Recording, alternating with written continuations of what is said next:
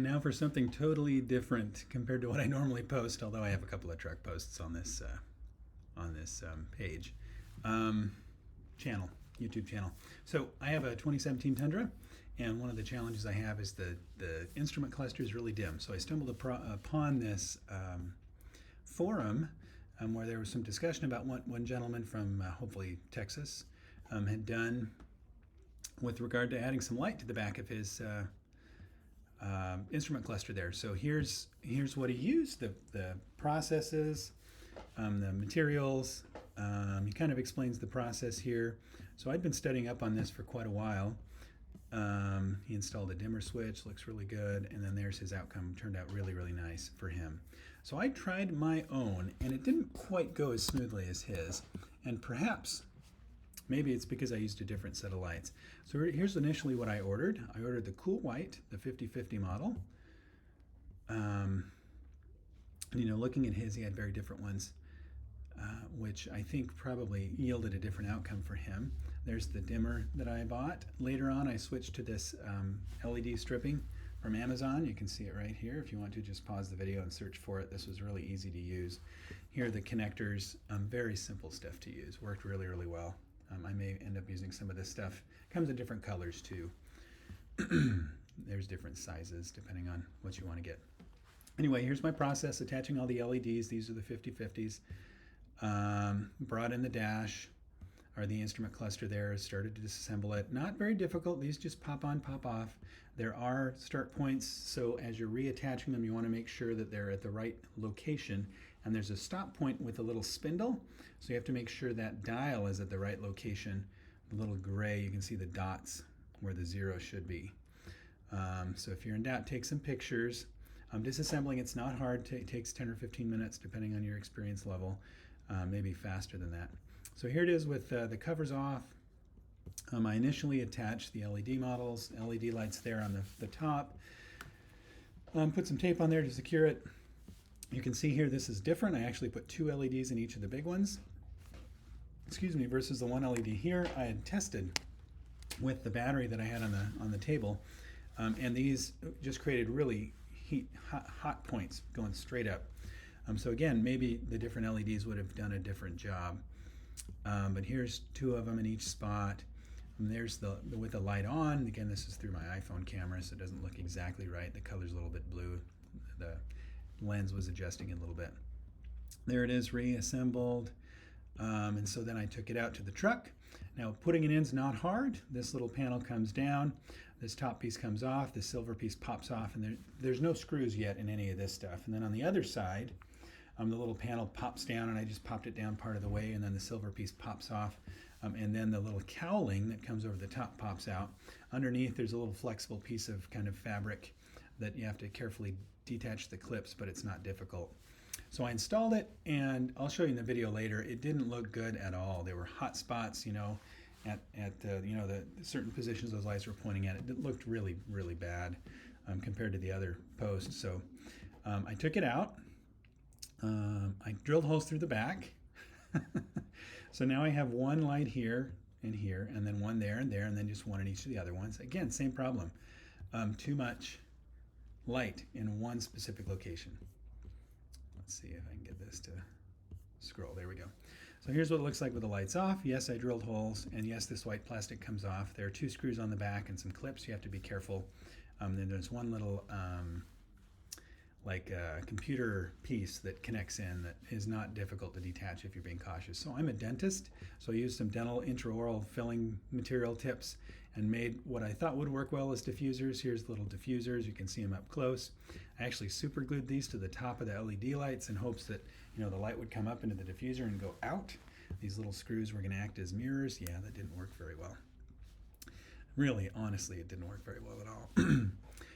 So the next thing was to use, wherever I put it, the LED strip. Right? So I drilled more holes. So I have 1, 2, 3, 4, 5, 6, 7, 8, 9, 10, 11, 12 holes, plus the several that I'd already drilled in the back of this plastic. Again, with it disassembled, so it's away from the computer board there, and ran this. And here's the light. Now this is a very uniform light. The one challenge was these areas where the tape was rotated, the light was, shining straight up at the top. So the 120 and the 0, and the high point and the low point on each of these got too much light on all 6 of those dials. So you can see what it looks like there. And this, I didn't put any super glue. This is self-adhesive stuff. But you can see where the angle changes. That light's essentially pointing straight back at you, which creates those bright points. So that's what it looks like. So you can see there's actually 6 different red wires coming into the back, which are all connected, and then connected with shrink tubing. There's what the light looks like. It was too much in certain corners. So you can see right here we had hot spots here, and then of course over this. On full throttle at night, this is what it looked like, and I'm sorry it's a little blurry. My camera must have focused on the plastic. So I decided I wanted to block out these bright spots, which aren't as bright here as they are to the naked eye. And so I took some black electric tape and just covered the edges, the parts that were pointing up. And yes, I cleaned this up. So both sides, and I would put on the black tape and I'd set the piece down and I'd look, is the hot spot gone? And they're 90% gone. The only spot that I could have covered more is right here, but in the end it turned out just fine. So here's what it looks like. There's a little hot spot, meaning too much light there, right where the 120 is, and maybe a little bit up here, but I felt like any more coverage would create a really weird look. So during the day you can't really see these, and I'll show you in the video. But this is the end outcome. And all told, the time I invested was probably way too long, but it was over the course of a couple of months. We had a couple of snow days, a couple of ice days, so I had some time to sit around and think about it and prepare and do all that stuff. So I didn't waste too much time. But here it is. See if I can get this to play. Okay, so here it is, the denouement of my dashboard adventure. You can see this is the daytime light level. It's not very bright, as you can see. So if I turn, this is with just the daytime running lights. If I turn it off of, see right now we're on auto. Sorry for the dust. If I turn it to lights on, you can see I get a little bit of light. Let me do that again. Just a little bit of light. And that's with the brightness up all the way clockwise. So I took it upon myself, as you know, to install this dial right here, as well as the backlights. So this is off right now, but when I turn it on, it'll click to on, and then I can turn it up. So you can see I have quite a bit of variability there. Yes, there's some hot spots, but I can adjust it down quite a bit. But that's quite an improvement. You can actually see we get some light through the pointers through too. To me, this is wonderful.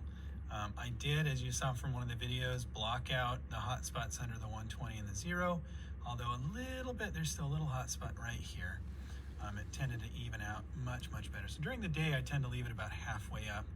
I haven't ever really run it full throttle, but it's quite an improvement from this. Although you can see the numbers, the iPhone doesn't quite do it justice. It's adjusting for the ambient light. Although you can see the numbers there, it's much better with some backlight. So I know they fixed this in the 2018 models, and it's not even an issue in the earlier models, but the 2.5 Tundra that we've got tends to have some challenges with this display. So the fuel economy, yeah, I just reset it on the highway because I'd been idling for a little bit. Drove about 30 miles, pretty much downhill, so it's not normally that high. Anyway, thanks for watching. So there you have it. That's been my adventure. Hopefully this has been helpful. I'm happy to answer any questions. I wonder, in looking back, if I would have just used the particular lights that he did. I'm wondering if that light would have come out sideways, similar to these, if I could have avoided all of the adventures that I had with, cutting holes and remounting and all that jazz. Anyway, it's been fun. I'm happy with the outcome. It's been a lot of work. My wife thought I was crazy, and I am kind of crazy when it comes along those lines, just because, having a little bit of light during the day is helpful. Okay, anyway, thanks for watching. See you in the next video.